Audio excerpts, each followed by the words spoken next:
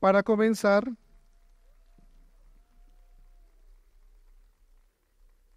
antes de darle la palabra a los autores, invito al escenario a la embajadora de Suecia, Helene Storm, que va a dar unas palabras, dado que la embajada de Suecia hace 20 años fue vital en la elaboración de lo que fue la investigación de la parapolítica.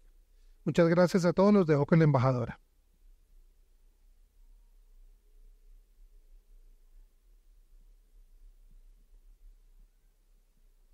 Pongo acá. Muchas gracias. Buenas tardes a todos y todas. Soy Helene Storm, embajadora de Suecia en Colombia. Es un honor para mí estar de nuevo en la Filbo, un escenario imprescindible que nos invita a través de la literatura a reflexionar y conversar sobre temas como los que nos convocan hoy: la verdad, la democracia y la paz.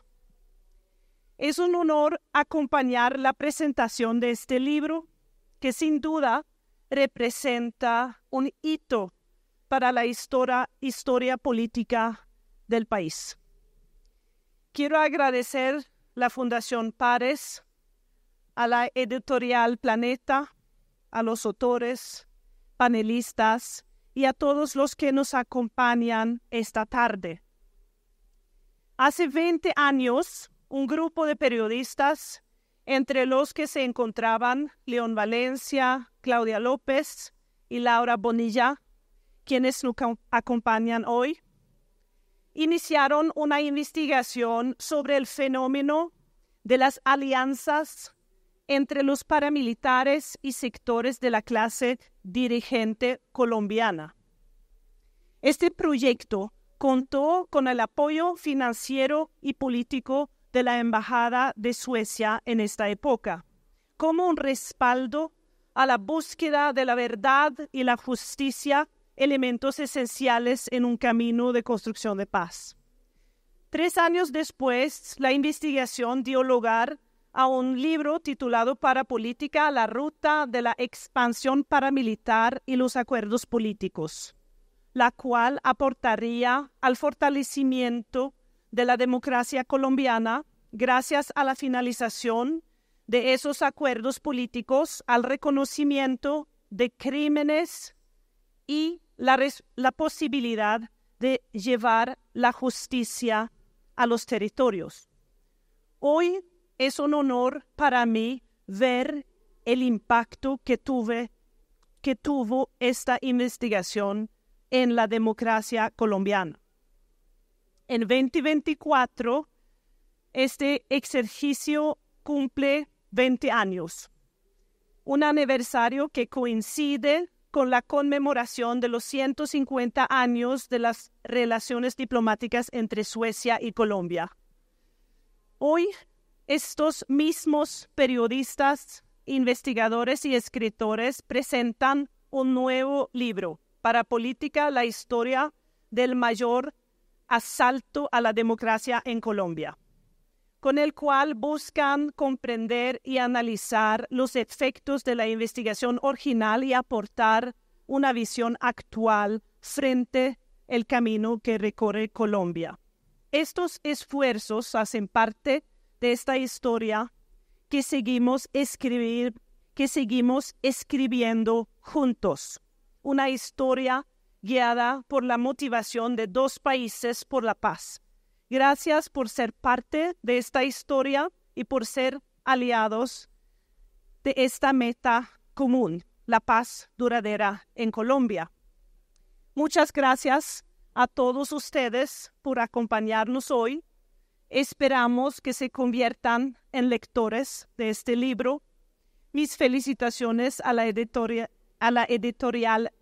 Planeta por apostarle a estas publicaciones que son tan necesarias para la democracia. Gracias, León, Claudia y Laura, por ser facilitadores en este camino del cual somos socio sostenible. Suecia, socio sostenible en Colombia. Bienvenidos y gracias.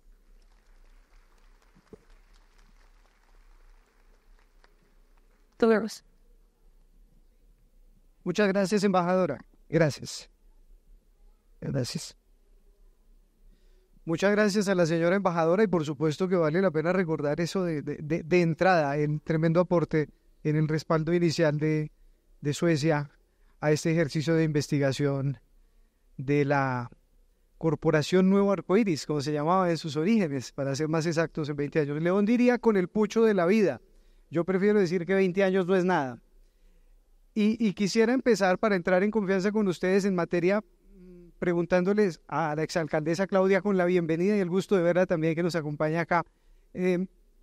¿Por qué 20 años?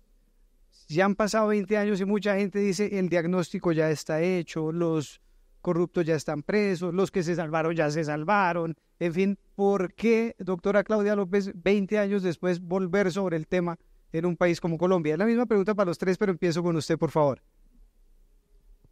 Bueno, querido, muy buenas tardes a todos y a todas. Mil gracias por acompañarnos.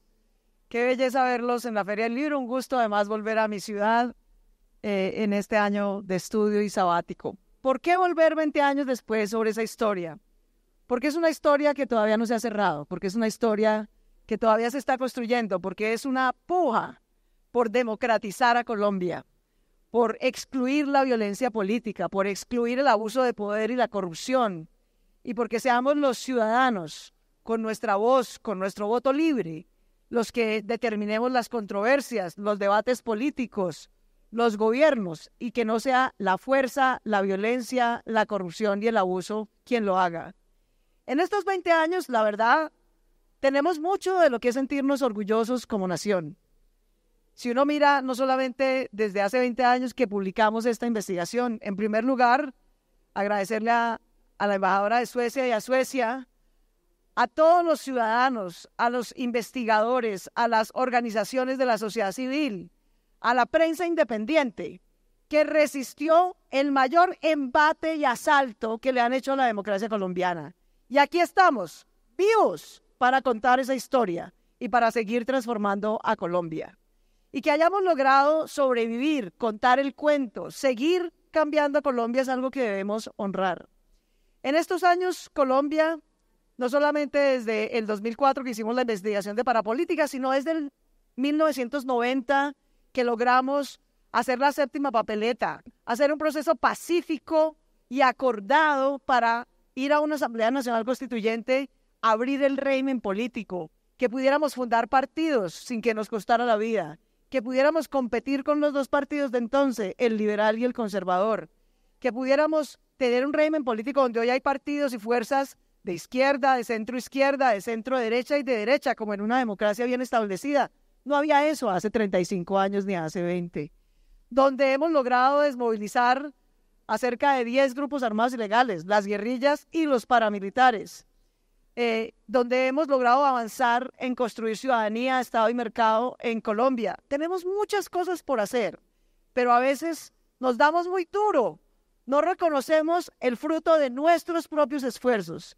Entonces aquí estamos para decir, primero, que no se nos olvide que nos ha costado sangre, sudor y lágrimas llegar hasta el país y la democracia que tenemos hoy.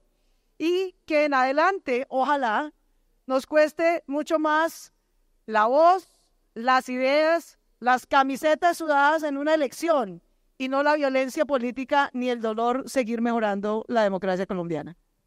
Muchas gracias, doctora Claudia. ¿Qué nos dice León, el iniciador de este encuentro? Pues el iniciador, decimos, de la investigación, por allá ya nos contará él, cuando era Nuevo Arcoíris y no Paz y Reconciliación, ¿no? Bienvenido, don León, a quien de paso tengo que decir, director, por supuesto, de la Fundación Paz y Reconciliación y además socio de muchos proyectos investigativos académicos del Espectador. El medio al que represento en este encuentro, tenía que decirlo. No, muchas gracias. Ahora me preguntaban, ¿está preparado? Yo llevo 20 años preparándome para este evento. Si nos sale mal no es por no haberlo preparado, no es improvisado esto. Llegamos acá un largo camino con una gente fabulosa que se arriesgó, que tuvo la valentía.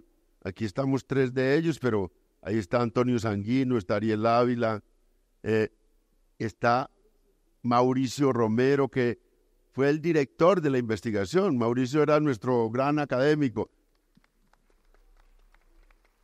Sí, Iván. Está Iván, Iván Gallo, que recién nos acompaña en todas estas labores.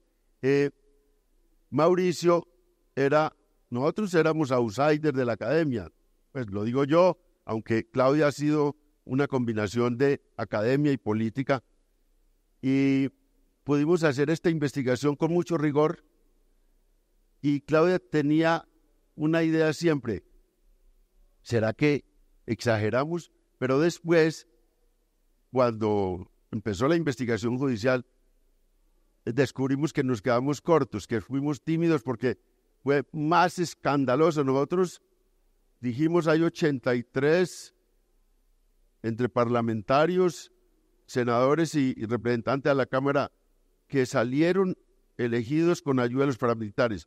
Ese fue nuestro diagnóstico. Resulta que después han investigado 136 y han condenado 86. Es un caso insólito en el mundo. No existe en el mundo una situación como esta. Nosotros íbamos a presentar esto en otros países. Yo fui a Londres, hablé con 13 o 14 parlamentarios y no me creían. Señor Valencia, no creemos eso. ¿Cómo así que toda esa gente está vinculada con una gente ilegal? El Congreso colombiano está vinculado con unos ilegales. Ese Congreso es solidario y está en alianza y hace parte de la coalición de gobierno, y el presidente no se ha caído. Ha subido en popularidad. Era insólito para ellos. De verdad, hicimos este esfuerzo de investigación, acertamos. Al principio éramos tratados como unos locos, detractores políticos, pero las investigaciones judiciales, y hay que hacer de verdad un homenaje a la Corte Suprema de Justicia desde entonces, y a dos magistrados, al magistrado Iván Velázquez, que ahora es ministro de Defensa, y a Valencia Copete, que era el presidente de la Corte. Soportaron la presión, y aún hoy soportan la presión, como la soportamos nosotros. Nosotros dijimos, y ahí contamos todas esas historias, nos enfermamos algunos, yo soy muy resistente, pero algunos se enfermaron, otros se exiliaron, las amenazas eran muy grandes, pero resistimos para hacer una cosa que hoy es más moneda corriente: defender la democracia, defender las instituciones democráticas. La izquierda, yo soy de la izquierda, no tenía ese como el objetivo principal. Nuestro objetivo siempre fue cambios sociales, como fuera. Haciendo esta investigación, descubrí que teníamos la misión de hacer los cambios sociales, pero también la misión de defender las instituciones democráticas, que es el gran papel que está haciendo hoy la izquierda latinoamericana, sensata y moderada. No solo está buscando cambios sociales, sino defendiendo la institucionalidad democrática de la gran ofensiva contra la institucionalidad democrática de la derecha populista. Estamos en la trinchera de la democracia, y eso, de verdad, para la izquierda es algo nuevo, porque nosotros decíamos la democracia, la institucionalidad no es lo importante son los cambios sociales.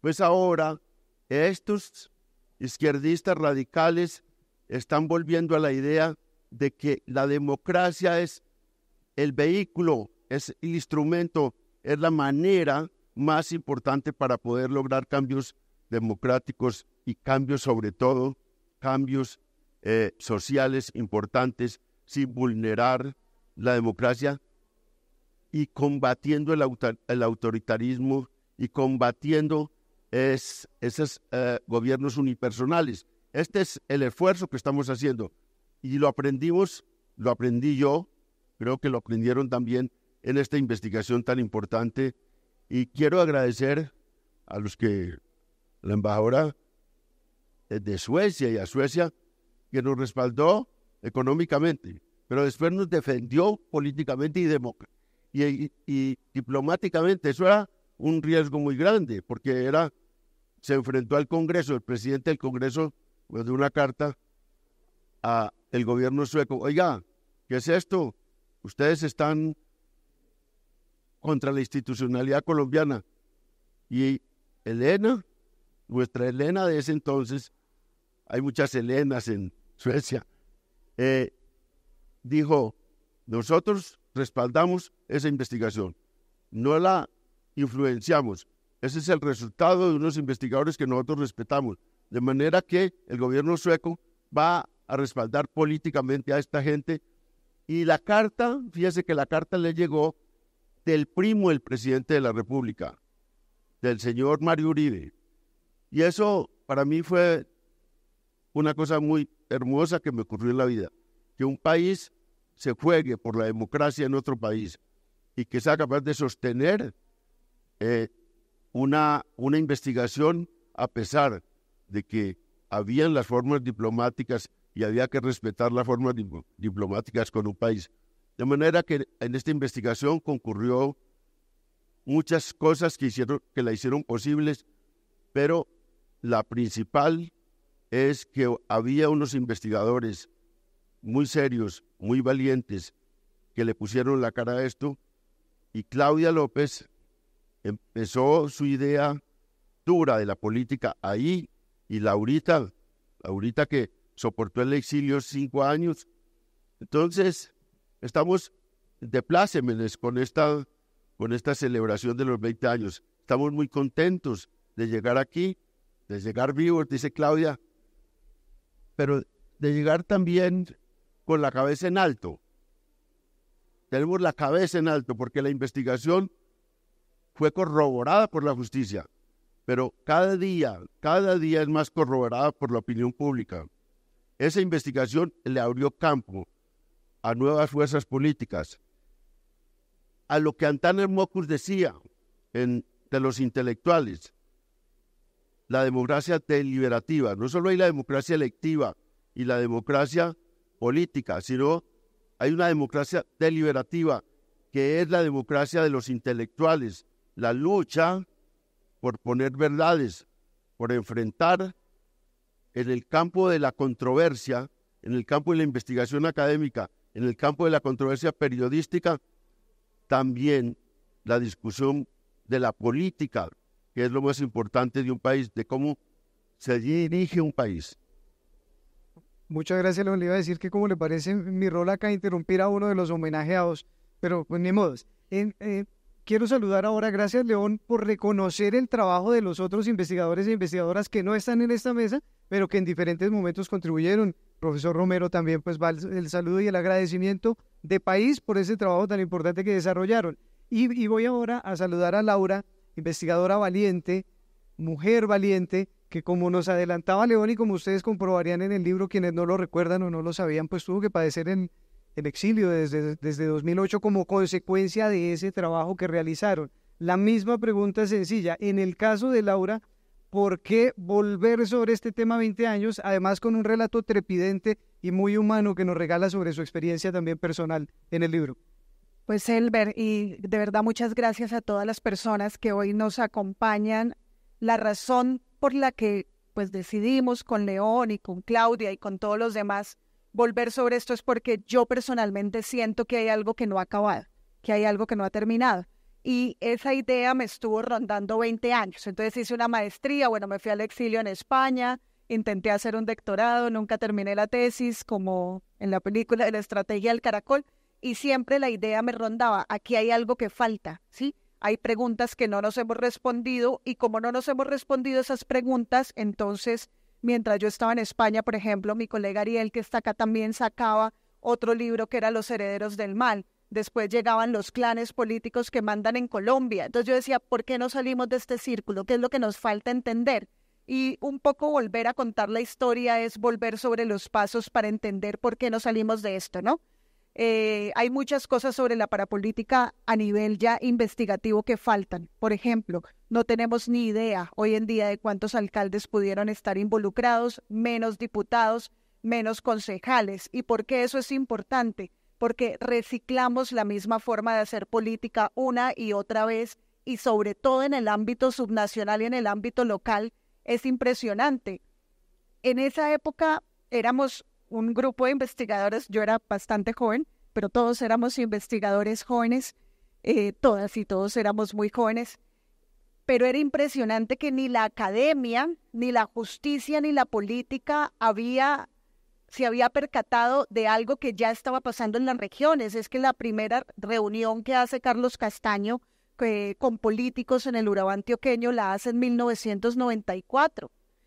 Del 94 al 98 se empezó a gestar en el Urabá partidos políticos asociados con el paramilitarismo, ganaban elecciones. En el proceso 8000, como lo van a ver en el capítulo del libro, hay gente que repite proceso 8000 y repite para política con sanciones judiciales, y después de todo eso, hay políticos que desde la cárcel seguían gobernando. Entonces, algo estamos pensando, May, y esta idea también de volver a contar estas cosas es justamente para saber qué es lo que tenemos que hacer, como lo decía Claudia, ahora sí, para construir Estado, ciudadanía y mercado.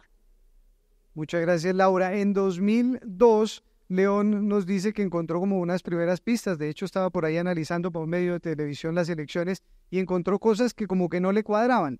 Empezó a investigar con el profesor Romero, con varias de las personas aquí citadas. Es que si me pongo a decir nombres, qué injusticia, ¿no? Deja a uno gente por fuera. Pero después el libro nos aclara que hay un aporte que es clave y son los famosos distritos electorales de Claudia López. Yo trabajaba en el mismo medio de comunicación en el que ella era columnista online y publicó los distritos, y yo recuerdo que la llevaron, una colega muy querida, Juanita León, la llevó a que nos explicara. Digo, Claudia, venga, les explica cómo es ese cuento de los distritos electorales. Como han pasado 20 años y a nosotros todo se nos olvida, quisiera pedirle, Claudia López, por favor, recuérdenos cómo fue ese punto y cómo llega usted de una manera pues tan a punta de datos a esas conclusiones a las que llegó en la investigación. Pues voy a repetir la frase con la que empieza Elber mi capítulo, que es: mis ojos no podían creerlo. Yo me había ido, después de trabajar en la alcaldía de Bogotá, a hacer un trabajo bellísimo con las juntas de acción comunal. Me fui a hacer una maestría, me fui a aprender inglés, me fui a aprender estadística, a estudiar administración pública, planeación urbana, que es un tema que me ha apasionado desde entonces. Duré 3, 4 años fuera del país, volví y estaba buscando empleo, la verdad. Estaba desempleada, tenía tiempo. Y un día prendí el televisor y vi a los jefes paramilitares en el Congreso, invitados por el Congreso y por el gobierno. Vi a Mancuso, no estaba ahí, pero tras bambalinas estaba Don Berna, estaba Isaza, y yo decía, momentico, esta gente es la que yo vi a finales de los 80 como parte del cartel de Medellín. Es la gente que puso bombas, es la gente que mató a miles de policías, es la gente que corrompió este sistema hasta los tuétanos para combatir la fuerza del Estado, la justicia, que asesinó a varios ministros de justicia, que asesinó a 3 candidatos presidenciales. ¿Cómo así que hoy prendo el televisor en el 2004 y me los encuentro invitados por el gobierno a que nos echen un discurso de que ellos son los héroes que salvaron a Colombia del comunismo, y que lo que tenemos que estar es agradecidos, pues, y que les tenemos que dar perdón y olvido, porque ellos sacrificaron su vida, su patrimonio, sus familias, por salvar la democracia colombiana? Y yo dije, bueno, o yo no he entendido nada, pues, de la historia de Colombia, o este país cambió mucho en estos 4 años, pues yo tampoco fue que me fui 40 años, pues me fui 4. Estuve por fuera entre el 2000 y el 2004. ¿Qué es lo que está pasando? O sea, yo realmente, mi sorpresa era, yo no entiendo nada. Y me sorprendieron 2 cosas. En esa sesión del Congreso yo me la vi completica, pues como si fuera cine, ¿no? Comiendo crispetas, ¿no? Cada cosa que oía me parecía un poquito más aterradora que la anterior. Entonces, bueno, me causó, digamos, un gran choque el discurso muy soberbio de los paramilitares, pero pues no he conocido el primer criminal humilde. Le sobra la soberbia. Pero lo que más me sorprendió fue la intervención de los cerca de 25 congresistas que hablaron después de ellos. Yo soy una ciudadana, soy hija, aquí me acompañan mis 2 padres, de un boyacense maravilloso, de mi madre maestra, una familia humilde de clase media que ha salido adelante hecha pulso, con educación, pagando impuestos, enseñándole a los niños a leer, haciendo empresa y siempre muy involucrados en la política. A mi padre lo vi llorar sus ojos el día que mataron a Luis Carlos Galán. A mi madre la vi llorar sus ojos el día que mataron a Carlos Pizarro. Y yo lloré mis ojos por ellos dos y por Bernardo Jaramillo, a quien le tenía una enorme admiración, a los tres. Y esperé con una enorme ilusión mi cédula de ciudadanía para votar por primera vez. Cumplí 18 años el año en el que Colombia eligió por primera vez por voto popular a los alcaldes. Pero la cédula me llegó tarde. No alcancé a votar por alcalde de Bogotá en ese momento. Entonces la guardé con mucha ilusión para votar en el 90. Eran las primeras elecciones presidenciales y estaban estos tres candidatos, Pizarro, Jaramillo y Galán, punteando una apertura, una renovación distinta, pero renovación y al fin y al cabo. Y para cuando llegué a las urnas, queridos, no pude votar sino por el que sobrevivió. Porque a los tres los habían matado. Y desde entonces dije, cuésteme lo que me sueste, pero esta cédula que yo tengo en la mano no es de adorno. Por esta cédula hemos luchado, las mujeres que lucharon en el 57 para que pudiéramos votar por primera vez. Miles, millones de ciudadanos y jóvenes por ampliar la democracia, por mejorar la educación. No puede ser que alguien con un arma tiene más capacidad de decidir el futuro democrático y las opciones que tenemos en democracia los colombianos que esta cédula. Y desde entonces le dije en controversias en el movimiento estudiantil a muchos amigos que creían todavía, a finales de los 80, en las universidades de Colombia, todavía había cierto romanticismo por irse al monte y la guerrilla. Y yo les decía, no, queridos, es al contrario. Sálganse de allá y dejen esas armas. Esas armas no le han causado sino retraso democrático a Colombia. Es en paz, es con la cédula, es con acción colectiva como vamos a cambiar a Colombia. No con violencia, la violencia lo único que va a causar es más violencia. ¿Y adivinen quién va a pagar esa violencia? Nosotros, queridos. Al ejército no van los hijos de las familias más pudientes, sino las de los más humildes. Entonces, yo llevaba mucho tiempo involucrada en la política, como ciudadana, luego como estudiante. Y por eso vi una cosa muy sencilla. Y es que de esos 24 dije, venga a ver cómo se eligieron, de los 24 congresistas que hablaron. Porque a la mitad los conocía, sabía quiénes eran, etcétera, y me sorprendía mucho. Y a la mitad no los conocía. Yo decía, ¿quién es Rocío Arias? ¿Cómo puede ser que yo, que vivo informada de la política o me precio de vivirlo, no sé quién es esta congresista ni cómo salió electa? Y me puse con internet, no con nada, con las bases de datos de la registraduría, a averiguar cómo se habían elegido. Y al cabo de pocos meses terminé descubriendo una cosa que era obvia, que saltaba a la vista, no había que tener un doctorado. Y era que había una absoluta coincidencia entre dónde se elegían con unas votaciones increíbles. De pronto, en un municipio donde había 100 candidatos compitiendo, un candidato sacaba el 90% de los votos. Arrasaba, era como si fuera Mickey Mouse.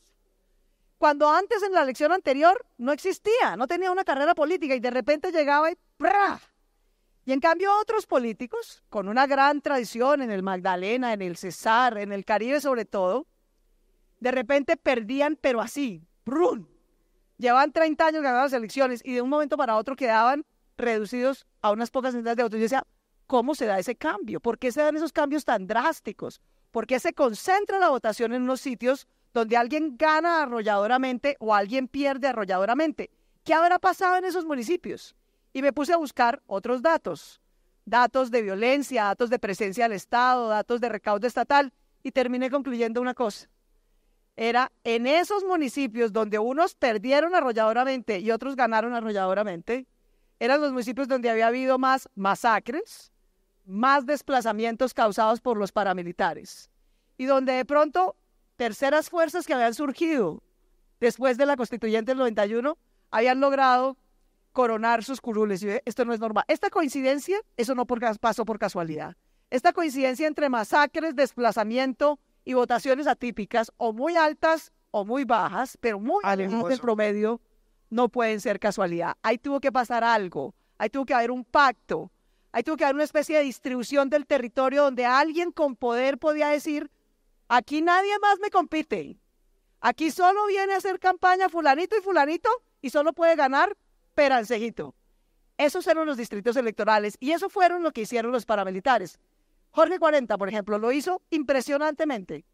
Cogió el Magdalena y lo partió en 3 pedazos y dijo, en el sur del Magdalena va a ganar este candidato al Senado y este a la Cámara. Los demás es que no pueden ni hacer campaña.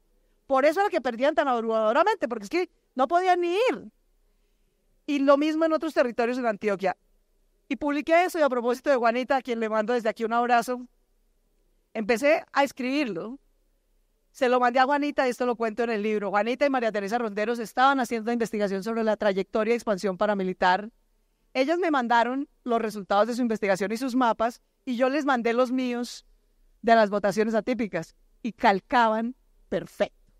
Y me dijo Juanita, bueno, esto es una bomba noticiosa, esto va a ser portada. Y me llamó a los 15 días y me dijo, Clau, me da tanta pena decirte que nadie lo quiso publicar. No solamente no va a salir en la portada, sino que no va a salir. Que aquí hay una orden expresa de que eso no se hace. Me da tanta pena contigo que has trabajado tanto tiempo en el tema. Lo único que te puedo ofrecer es publicarlo en el sitio web, que está empezando, no tiene mucha lecturabilidad, y ahí publicamos por primera vez la historia de las votaciones atípicas con las que terminaríamos descubriendo, junto con otras investigaciones de Mauricio y de No Arcoiris, la Panapolítica. Ahí está la situación para quienes no recordaban, porque es bueno recordar la historia. En El Espectador nos gusta decir, hagamos memoria, hagamos memoria. León, ¿por qué dice usted que el tema judicial quedó mucho más resuelto que el de la responsabilidad política de las personas que estaban implicadas en ese escándalo de la parapolítica, que fue la investigación, hay que decirlo también, la investigación más importante yo no sé en cuánto tiempo en este país, todavía seguimos hablando de ella. ¿Por qué? ¿Por qué argumenta usted eso? Hay un fenómeno de impunidad política, de impunidad social en Colombia, que es lo que ha afectado mucho a la democracia colombiana.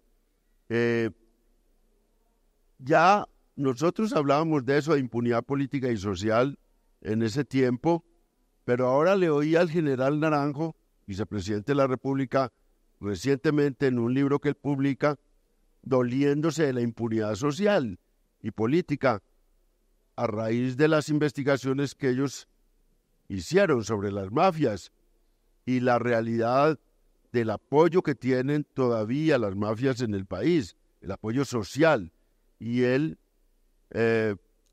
estaba bastante impresionado porque cuando fue a Medellín, incluso hoy cuando se fue a Medellín a recordar eso para escribir el libro que es la historia de lo que fue un bloque especial de investigación sobre las mafias y que encontró para recordar en los barrios y en la tumba de Pablo Escobar una gran fila y en los barrios y en la Comuna 13 muchos sitios donde se hace homenaje a Pablo Escobar y hay tatuajes y hay unas filas largas, la gente tatuándose al mafioso.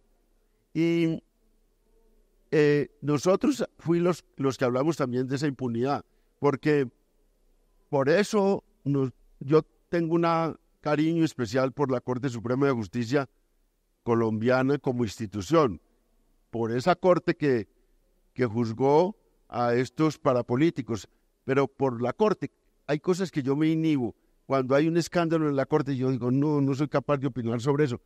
Me inhibe el cariño que le tengo porque hicieron una tarea judicial enorme. Condenar 86 parlamentarios no es fácil. La forma como se enfrentó Valencia Copete al presidente Uribe, hágame el favor, uno enfrentaba a un señor con el 80% de la opinión, enfrentado desde una corte y enfrentado durísimo en los medios, pero también con los riesgos que tenía, pues estaban siendo chuzados por los aparatos de inteligencia. Entonces a mí me parece que lo que se expresa en ese momento es, y fíjense, nosotros hacemos un contraste.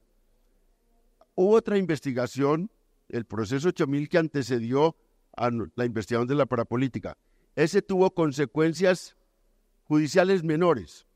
Ahí nosotros contamos eso. Menores el proceso judicialmente, pero tuvo una repercusión política más grande. Liquidó a un político colombiano.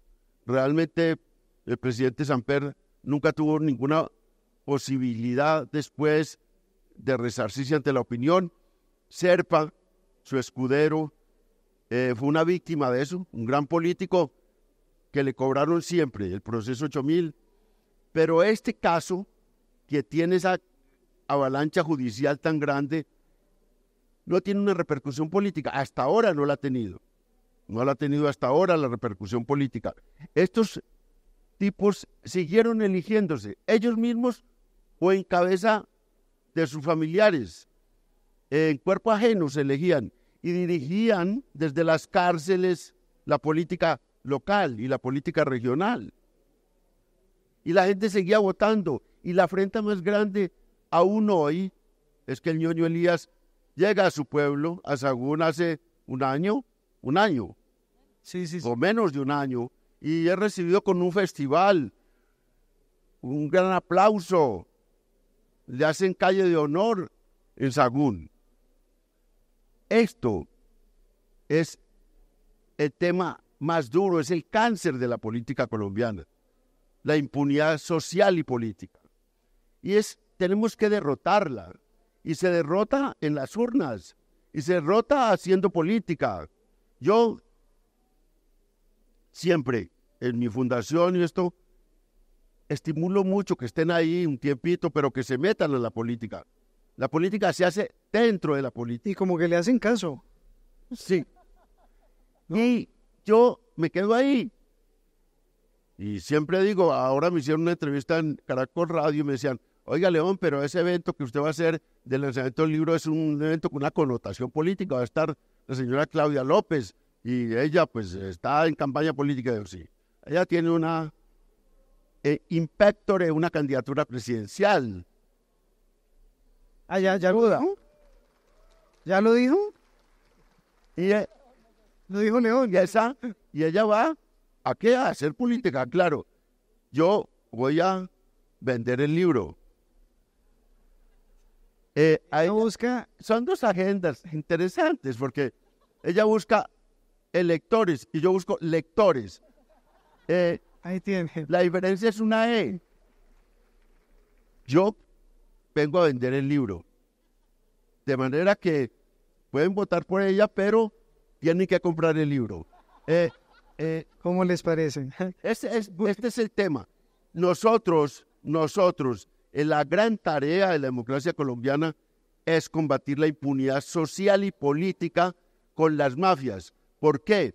Porque Colombia lo que logró una cosa triste, y es que los políticos, fíjense, los políticos adquirieron un espíritu mafioso y los mafiosos un espíritu político. Todo mafioso resulta que se pone un emblema político, todo mafioso, un emblema político y los políticos aprendieron ese espíritu mafioso que se carcome la política colombiana. Voy a decir esta última cosa. Me preguntaron aquí cuando empezó Petro a reunirse con Uribe y entonces asistí a una reunión de élite colombiana, una comida, y me preguntan, León, ¿cómo así? Empezaron a discutir, ¿por qué Petro se reúne con Uribe?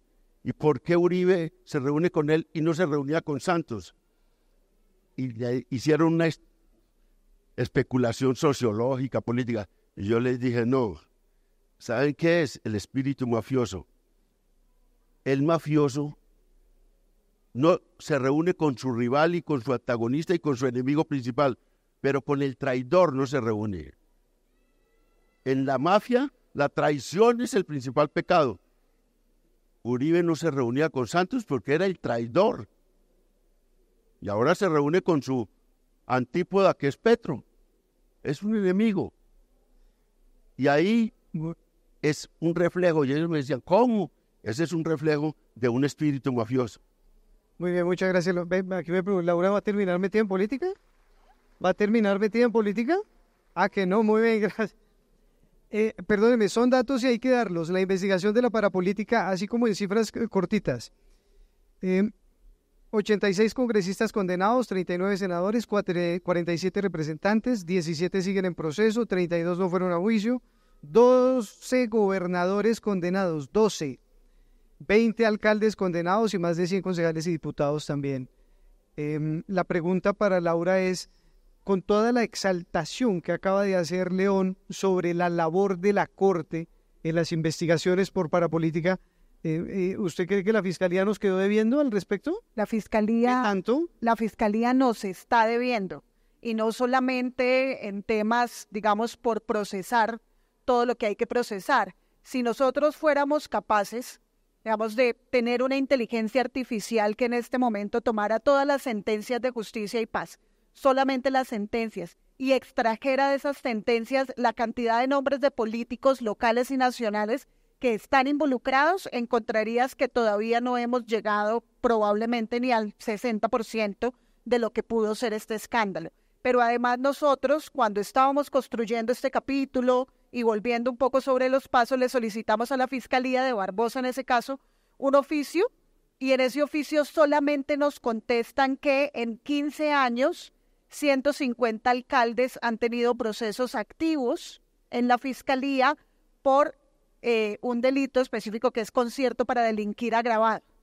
150, eso es muchísimo, pero no nos dan los nombres, no podemos acceder a eso. O sea, la minería de datos que tenemos que hacer para lograr llegar a lo más profundo de esto va a ser mucha. Y sí, por supuesto que también parte de nuestro compromiso y del equipo de la Fundación Pares, que aquí también está, es lograr hacerlo y lograr llegar a esos números, pero por supuesto que la Fiscalía nos quedó debiendo.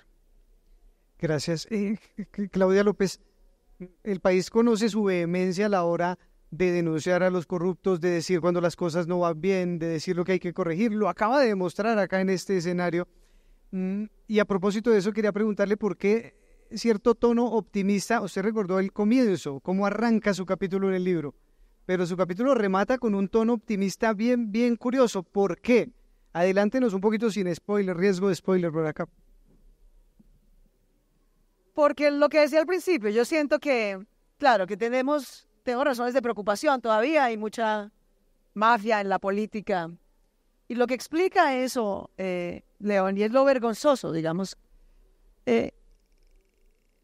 por un lado, como decía León, cuando uno cuenta fuera que judicializamos y que contribuimos a la judicialización de 86 congresistas y personas con poder, la gente ahora no lo puede creer. O sea, ¿qué democracia y qué rama judicial hay que tener para lograr judicializar a tanta gente con poder? Eso no es fácil en ninguna democracia. Entonces, por un lado, como todo en Colombia, ¿no? Tenemos luces y sombras. ¿Por qué en todo caso yo soy optimista? Porque creo que, como decía el poeta, a Colombia en buena medida todo le llega tarde.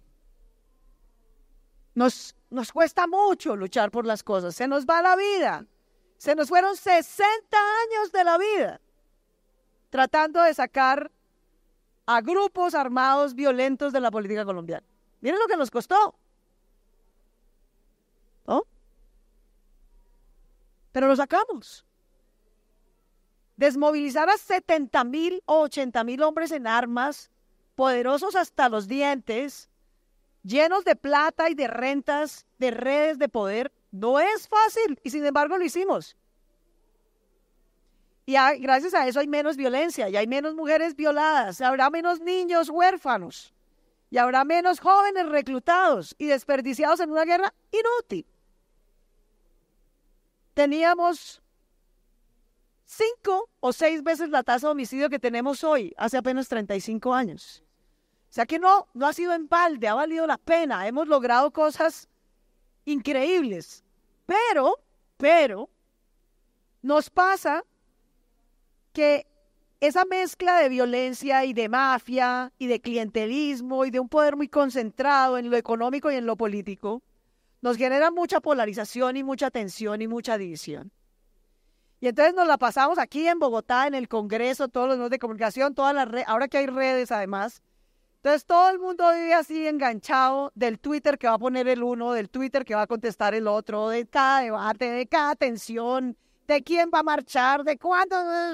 Y mientras tanto el país de verdad, el país donde todavía tenemos un 20% de la población rural, el país de 1.100 municipios, de los cuales 600 son pequeños municipios, de gente sembrando nuestra comida y tratando de sobrevivir de ello, protegiendo nuestros páramos en la era del cambio climático. Mientras tanto, esa gente sigue esperando bienes públicos del siglo XIX, carreteras para sacar el café y el banano. Sigue esperando mejores cupos educativos para sus hijos.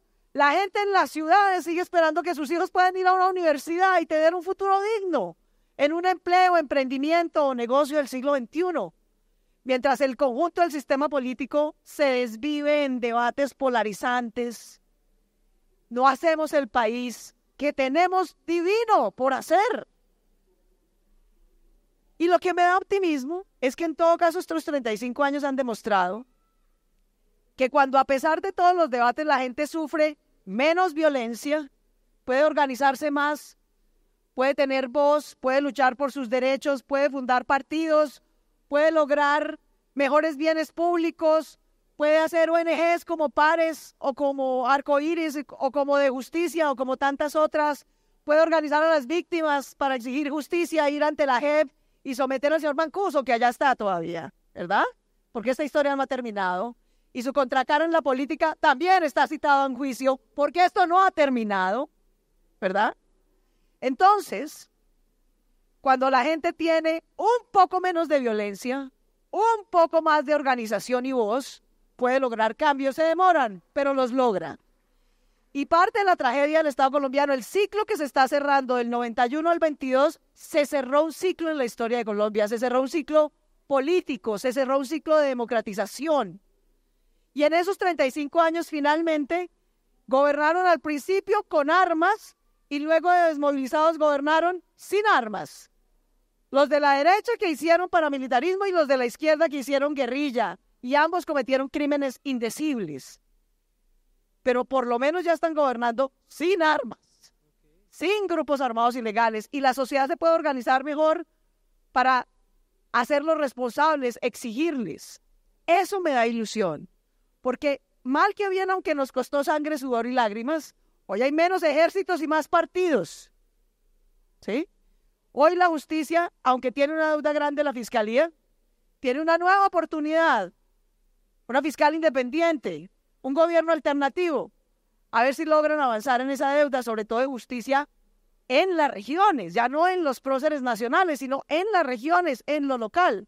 Pero sobre todo, no tanto para judicializar la mafia, para judicializar al que atraca a alguien y le roba un celular, al que le extorsionan su negocio, la deuda de justicia contra la extorsión, contra el hurto, contra el atraco, contra la violencia de mujeres que tiene esta rama judicial a la que le hemos invertido un montón de plata.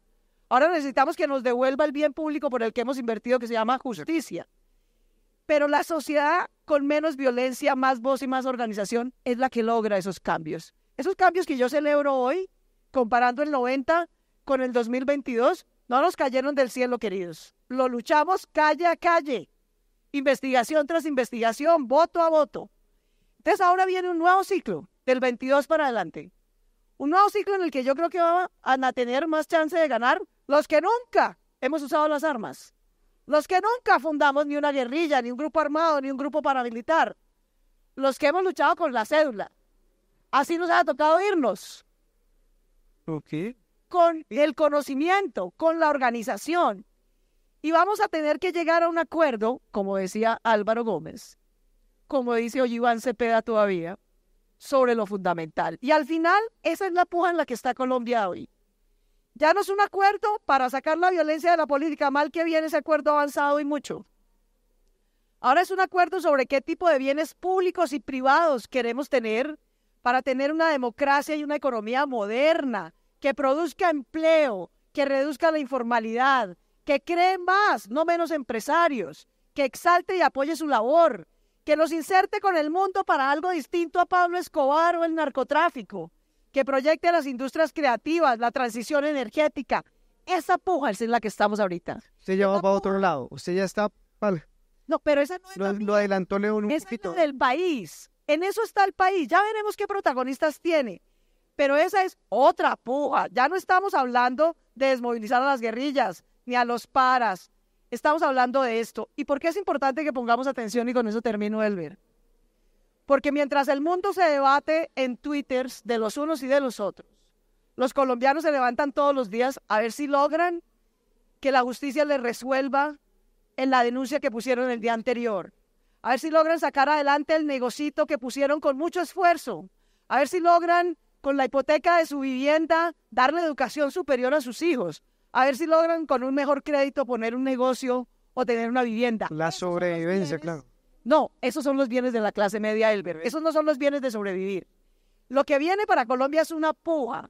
¿Por qué bienes públicos y qué bienes privados tenemos para que Colombia deje de ser un país de pobres, de informales, de sobrevivientes y pase a ser un país moderno, de clase media, que tiene como hacer empresa, hacer educación y conectarse con el mundo? Y a mí eso me produce una enorme ilusión, porque así como vi cómo fuimos capaces de sacar la violencia de la política, creo que somos perfectamente capaces en la etapa que se abre del 22 para adelante de construir la clase media que se merece Colombia. Bueno, ya puso el tema, ya dejó claro cuál es el tema entonces desde su lado. Muchas gracias, doctora Claudia. Aquí el tiempo se nos está cortando muy rápidamente, pero Claudia López dijo, esto no ha terminado. León, esto no ha terminado. Y justo el lanzamiento del libro viene a coincidir con la noticia del llamamiento a juicio de un personaje muy importante en la política colombiana de los últimos 20 años, a cuyo colectivo político pertenece la gran mayoría de los senadores, representantes, alcaldes, concejales, diputados que terminaron vinculados con la parapolítica. ¿Qué le dice a usted ese hecho? Porque muchas personas todo el tiempo esperando, diciendo cuándo van a tomar alguna acción jurídica contra el expresidente Álvaro Uribe, digámoslo con nombre propio acá. Y ustedes en la investigación encontraban que el uribismo era básicamente el partido político más comprometido con la parapolítica. Ahora vienen a llamar a juicio, claro, no exactamente por esto, lo entendemos, pero vienen a llamarlo a juicio. ¿Qué le dice a usted el que ocurra eso en este momento? Pues en el libro está toda la historia de cómo llegó Uribe al juicio de hoy. Está toda la historia. Y tiene que ver todo con la parapolítica, porque es el debate sobre la parapolítica que habían organizado Iván Cepeda, Claudia López, ya con Claudia López como senadora. A raíz del debate que organizaron ellos y que lo lideró Iván Cepeda con una calma y con una paciencia de monje tibetano, lo dio ese debate allá en el Congreso, sobreponiéndose a todo el sabotaje del presidente del Congreso. Es una cosa fabulosa, les recomiendo que vuelvan a ver ese debate. Y a raíz de ese debate, Uribe fue a denunciar a Cepeda, y lo denunció. Y resulta que fue un boomerang, porque la Corte en 2018 decidió, no, el que cierro la investigación sobre Cepeda, no tiene razón Uribe. Pero señor Uribe, usted en ese proceso para acusar a Iván Cepeda, resulta que empezó a sobornar testigos, hizo un fraude procesal, entonces vamos a empezar. El libro cuenta toda esa historia. El juicio de Uribe tiene que ver directamente con la parapolítica. Este juicio que está encarando Uribe. Y fíjense, esto es la coyuntura. Nosotros estamos cerrando el libro, ya. Y a Claudia me llamó y me dijo, no, pero León, hay que meter el epílogo, que es la carta de Mancuso, donde Mancuso le contesta a Uribe. Y entonces yo llamo a Grillo, hombre, a Planeta, oiga, podemos meterlo. Dijo, vamos a hacer el esfuerzo. Y está ese epílogo. Tiene todo que ver con eso. Y ahora nosotros, claro, uno se siente orgulloso de que las cosas vayan coincidiendo y que en los momentos históricos uno pueda llegar con, oiga, ocurrió y lo definimos. Algunas cosas que uno ha escrito eran supremamente arriesgadas, hipótesis, y en política hay mil equivocaciones, los analistas políticos vivimos equivocándonos y dando explicaciones por qué nos equivocamos. Pero cuando uno acierta, entonces es un gusto muy grande, porque es como un triunfo intelectual que uno dice, oiga, por fin acerté, que es muy difícil, porque la política es el oficio humano más incierto, aún en países como estos donde hay mucho control local de los clanes políticos, todo eso, pero hay una incertidumbre siempre, y siempre hay una incertidumbre que es lo que hace esta pasión tan grande de la política. La incertidumbre es la pasión de la política. Y el del analista es mirar ese mundo, cómo va, y a ver, y cuando uno acierta, y este es un acierto, porque sale el libro y hay el juicio a Uribe, y ese libro fue concebido antes de que se planteara el juicio. Yo invité a estos investigadores y con una idea, y hicimos este evento también con esa idea. Si somos muchos, y los que hicimos la investigación en la parapolítica, los eventos nos van a salir bien, porque solo con llevar a los familiares llenamos el evento. Pero quiero agradecer que vinieron más allá que los familiares, lo cual es un acontecimiento. Y entonces vamos a tener que regalar menos libros y vender más, lo cual es muy bueno. Claro, y usted tiene toda la razón, tiene todo que ver el caso del expresidente Uribe. Lo que pasa es que él entra por soborno y fraude procesal por este caso que se le devuelve, y mucha gente esperaba que llegara por otro lado. En algún momento se creyó que era más fácil, nunca pasó. 20 años después viene a ocurrir, y yo sospecho que Claudia López quiere aportarnos algo sobre ese tema, esa pregunta que yo estaba haciendo de ¿qué le dice a usted que 20 años, y luego voy con Laura, sobre 20 años después es llamado juicio Álvaro Uribe Vélez? Pues que la soberbia es una mala consejera, ¿no? Esa es una lección de vida para todos, incluyéndome, por supuesto. Álvaro Uribe, siendo senador, yo lo vi 2 veces, estuve con él 4 años en el Senado. Yo llegué al Senado en el 2014, me había tenido que ir 2 veces del país, entonces tenía escolta permanente desde el 2007. Tengo escolta para que me protejan la vida. A todos los que lo han hecho les tengo un profundo cariño y gratitud. Y les decía en esa época, no, yo no necesito escoltas para caminar en la séptima, yo necesito escoltas dentro del Congreso. O sea, a mí me toca sentarme todos los días con los herederos de los señores que yo ayudé a meter a la cárcel. Ustedes entenderán que el ambiente laboral no es exactamente entretenido. Y estuve con el expresidente Uribe, a quien le tengo un profundo respeto, debo decir, porque lo he tenido como contradictor político, pero también lo he analizado y estudiado como politóloga. Y en ambos sentidos le tengo respeto, le tengo reconocimiento, porque también creo que contribuyó, su peor legado es este y los falsos positivos. Haber asesinado a 6.400 jóvenes para decir que se estaba ganando una guerra, eso no tiene nombre. Y eso algún día tendrá justicia. Cuéstenos lo que nos cueste. Pero eso y la parapolítica son sin duda 2 de sus mayores tachas. No quiere decir que no haya tenido contribuciones. Yo, que me dedico a la historia como politóloga de construcción de Estado, de construcción de instituciones estatales, Álvaro Uribe sin duda, a finales de los 80, Elber, en 1988, cuando yo iba a votar y estábamos con 2 carteles del narcotráfico, casi 10 guerrillas, paramilitares, Colombia invertía el 0.4% del PIB en defensa. Era como una invitación a que se tomaran el Estado. Menos de 20 años después, en el 2005, en el seno del Uribato, Colombia invertía 5.2% del PIB en defensa. Habría quedado la fiscalía, había fortalecido las cortes, ¿sí? Estaba judicializando la parapolítica, tenía por primera vez profesionales del ejército, no reclutas, personas humildes, reclutadas forzosamente prácticamente. Y en buena medida, parte de ese cambio institucional muy importante es parte del legado del presidente Uribe, pero lo dije en mi intervención en ese debate en el 2014 y lo repito hoy porque sigo creyendo exactamente lo mismo. Muy bien. Ni en lo histórico, ni en lo penal, la violencia ni de las guerrillas, ni de los paramilitares y sus aliados políticos está cerrada. Y en mi opinión, Colombia, que ya tiene mucho por hacer para el presente y el futuro, tendrá que tener no tanto una jurisdicción especial para la paz, sino una jurisdicción especial para el pasado, que salde el pasado, que lo salde en igualdad de condiciones, porque no vamos a concluir, por lo menos no yo, y estoy segura que la mayoría de los colombianos, que aquí hubo unos muertos buenos y unos muertos malos, unos mafiosos buenos y unos mafiosos malos.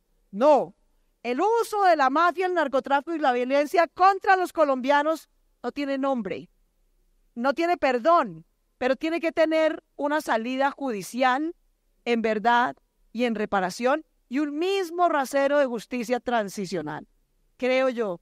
Lo creía en el 2014 cuando nos dejó el presidente Álvaro Uribe con el debate tirado y se fue a denunciar infundadamente a Iván Cepeda con mucha rabia. Con mucha rabia. Yo a ese hombre lo vi 2 veces en ese congreso con una rabia que casi cogía golpes al que tenía al frente. Ese fue un día. Otro día fue un día que le hicieron un debate sobre que sus hijos se beneficiaban de negocios del Estado, de volteo de tierras y de ñapa ni pagaban impuestos. ¿Eso no fue Galán? Fue el hoy alcalde Galán el que hizo ese debate. Casi le da un golpe al alcalde Galán. Sí. Tuvimos que rodear a Carlos Fernando y a otros rodearon al presidente Uribe para que no lo agrediera. Fueron las 2 veces que vi al presidente Uribe más exaltado, que él tiene casi siempre una gran compostura y una gran habilidad para manejarse. De manera que le diría que la arrogancia es mala consejera.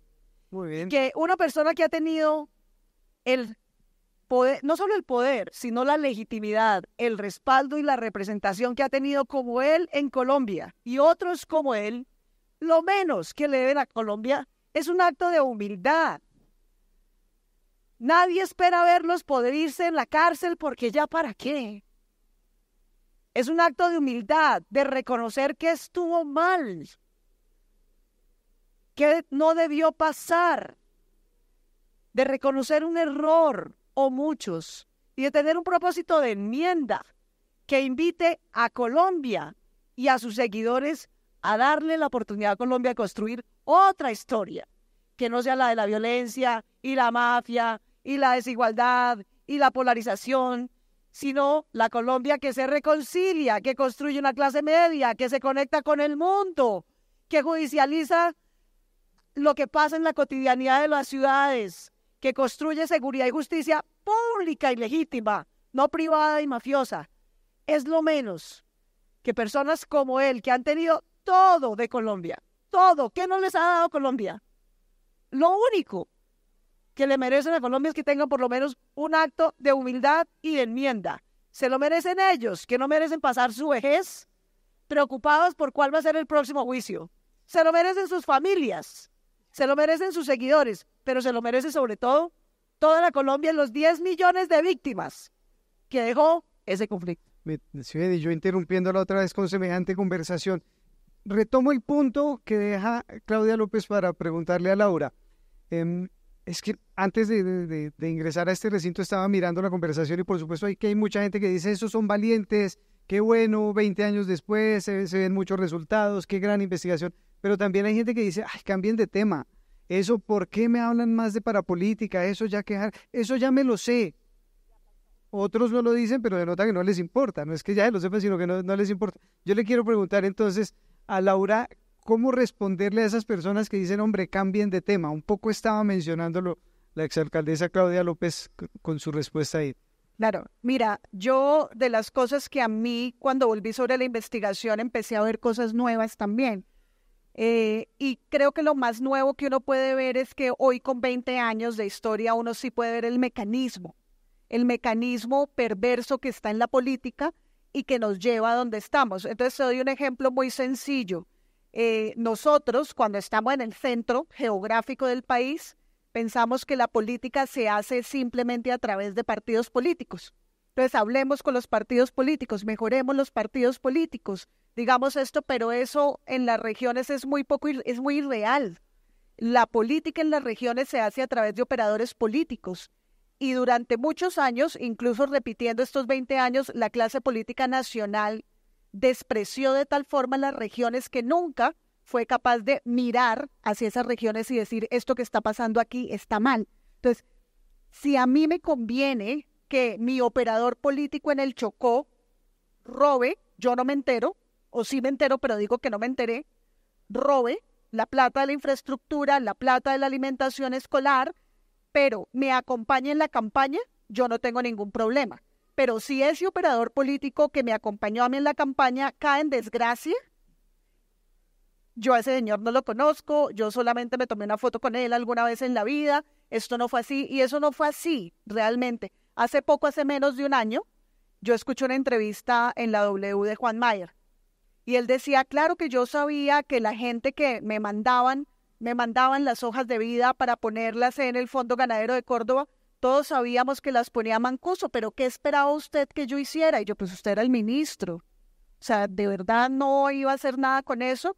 Y dentro del libro a mí realmente me conmovió mucho. Yo tuve la oportunidad de que lo agradezco, me pareció muy generosa, de hablar con Zulema Hattin una tarde completa de todo esto y de cómo se hace la política en lo local. Y mire, Elber, todos sabían lo que estaba pasando. En el 98, en el 2001, en el 2002, Antonio Sanguino cuenta en carne propia lo que vivió no hace 20 años, ahorita en las elecciones del Cesar. Los Géneco de la parapolítica son los Géneco de hoy. O sea, todas esas castas políticas y esas familias políticas nos gobiernan hoy y gobiernan las regiones y por alguna razón al ñoño Elías le hacen una calle de honor.